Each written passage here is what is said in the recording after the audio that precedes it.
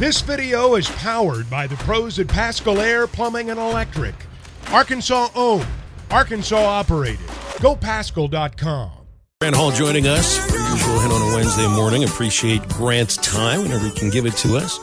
Grant, how you doing today? What's new? Well, I'm getting ready to go up to Pinnacle after a while in Rogers and see some more LPGA golfers. The tournament doesn't start till Friday, but was there yesterday, and it's interesting when it's 95 degrees. You'd be amazed how many people don't want to stay out there too long. But there was Danielle Kang on the back range for a couple of hours, and reminded me all the way back to 1977 when the U.S. Open was in Tulsa. There were two guys on the range after their rounds in 100-degree weather, Curtis Strange and Hale Irwin. And between them, they won 5 U.S. Opens. So, I don't know what to make of that. But Lydia Ko was out there playing. Saw Stacey Lewis a little bit, Gabby Lopez. And as you know, Arkansas has a lot of players past and current. Grant, what's your strategy when you're covering a golf tournament? Do you stay at one hole specifically? Do you kind of wander around from green to green? You try to stay inside on a weekend like we might be getting soon. How do you cover this? Phil, this is the 16th year of this thing, and I used to go around the course 2-3 times a day and see every single thing I could see. And like yesterday, it pretty much was holes number 1 and 2 and the 10 and 11. And then the range, and then go back inside into the air-conditioned, safety of the clubhouse. So, yeah, but it's still a lot of fun. It's fun to watch Allison Lee a little bit and different ones. But today they're having pro-ams today and tomorrow. And last night they had a champions dinner that they do this, and the families of the champions are welcome, and they had it at Top Golf. And so I have not ever hit from Top Golf the one here, but I think the bays are air conditioned, so that was probably bearable. Wait a minute, Grant. I think when I think of Grant Hall, I think of someone who covers the Razorbacks for a long time, knows his baseball well, and golf. So you're telling me that it's still new, it's still newish, Top Golf in Rogers, that you haven't been there yet. I guess it's not. It's not.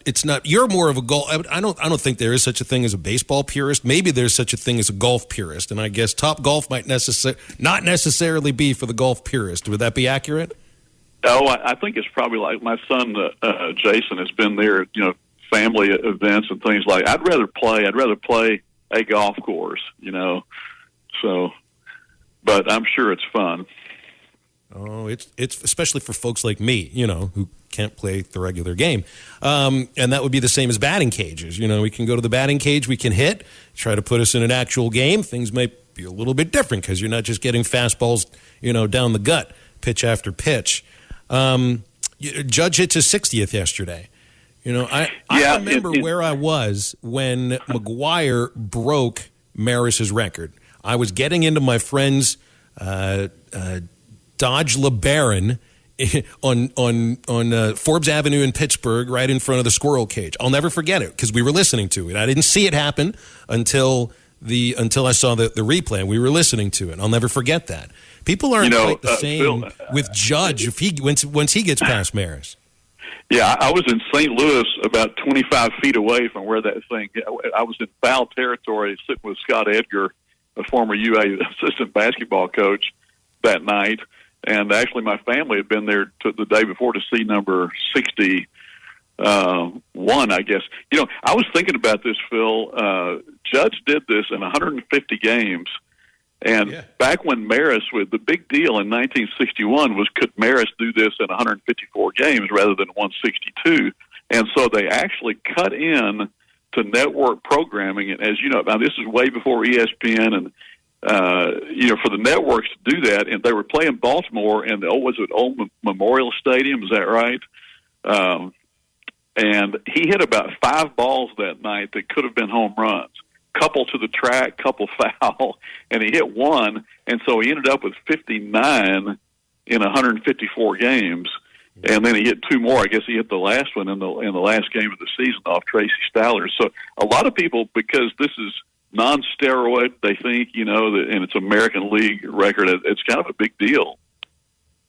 Now, I remember that home run where McGuire took over Maris because it was like the shortest home run of his season and just barely snuck over that left field fence. It was a little low-line drive.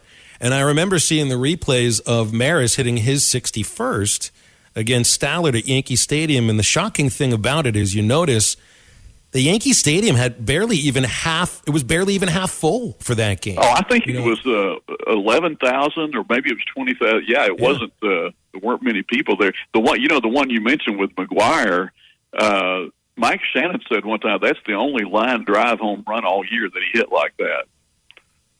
That's why they did the whole Big Macland thing out there in the upper deck in left field, because all McGuire did was hit. I mean, I just saying this. He hit 3,000-foot pop-ups essentially that just left the yard. It was much different with that last one. With Pujols, you get this amazing season where you've got Aaron Judge chasing Maris. Now he's in the front line for a triple crown. I mean, you're putting together the kind of season that we've never seen anything like this before.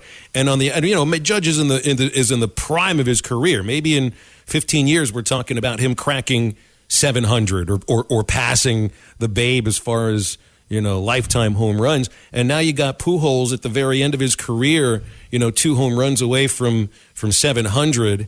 And man, it would just be so perfect if he hit 700 against the Pirates, just like Judge hit 60th. And I think they play again today. So of course he's going to tie Maris against the Pirates. But I just love this, what we've got here. We've got a guy in the prime of his career who's doing amazing things, having a singularly exceptional season, and then you got a guy like Pujols who just woke up, after 10 years or so, and remembered, what he used to be like against lefties.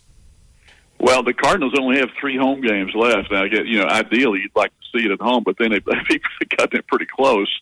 Maybe you can do it somewhere on the road, but that's.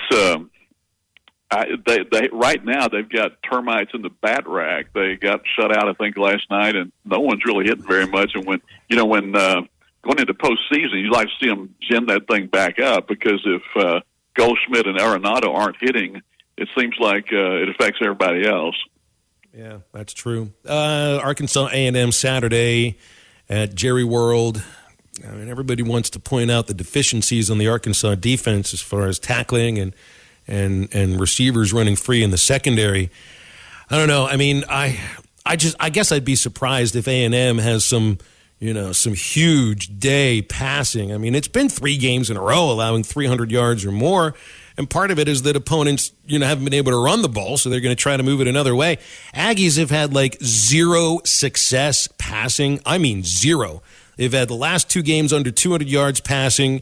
They got over 300 against Sam Houston State, but I'm not even going to count that. So I'm expecting Arkansas's defense to, I'm not going to tell you they're going to shut A&M out. I do think it's going to be a low-scoring game, though.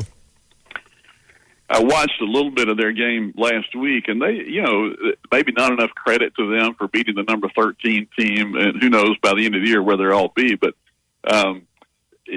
this, for whatever reason, Texas A&M is a 2.5-point favorite. And I think mostly that's because of the way Arkansas struggled last week for that, 21-0 fourth quarter. You've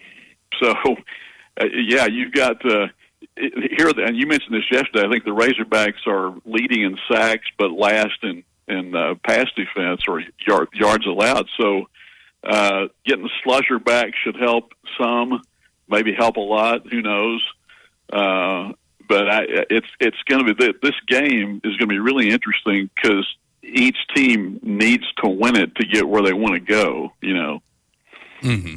Now, for A&M, there's a lot of discussion about the quarterback position, about, has Jimbo been able to build the right team down there?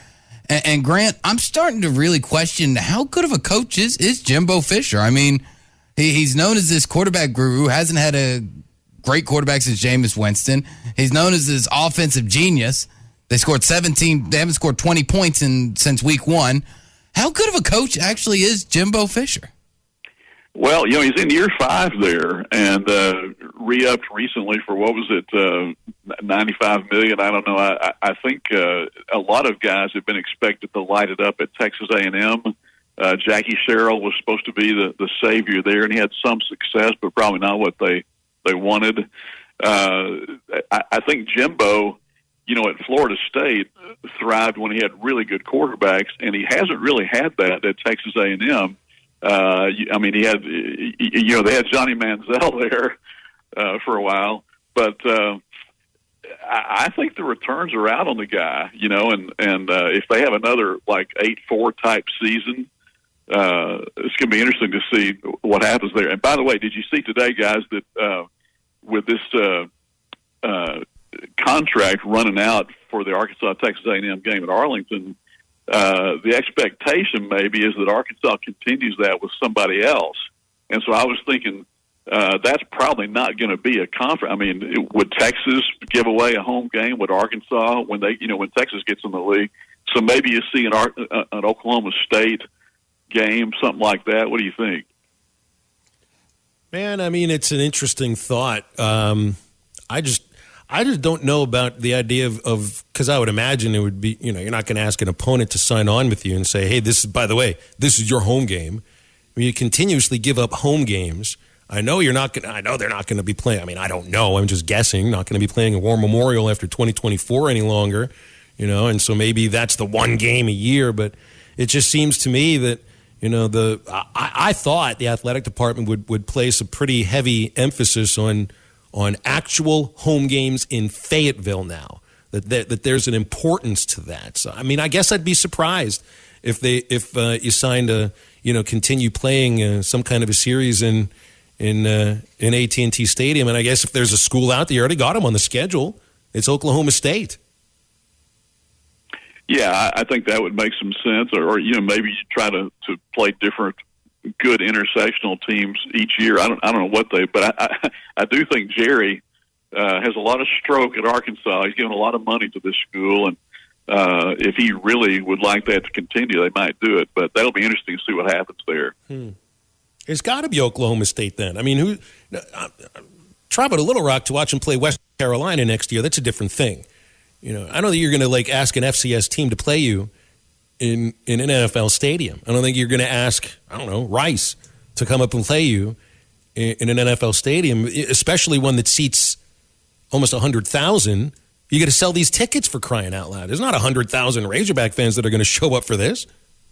No, and the first 2 years they had really good crowds, and then they started leveling off. Of course, Arkansas lost the game 9 years in a row, but that would be another factor, is what they thought the prospects would be of having great crowds each year. And crowds are sort of down everywhere because of saturation television, right?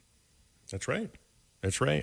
All right, how much are you going to eat at the media buffet on Saturday? Because I'm going to tell you what, out of all the media buffets that I've been to, there is nothing quite like being at the Southwest Classic or any Cowboys game for that matter. So I'm showing up hungry. Yeah, a little Tex-Mex, you think? Well, they always. I mean, man, they've got 3-course things with dessert for the pregame meal. A whole new batch of things show up in the halftime meal. It's like, the smart media member knows exactly when to be hungry at AT&T Stadium.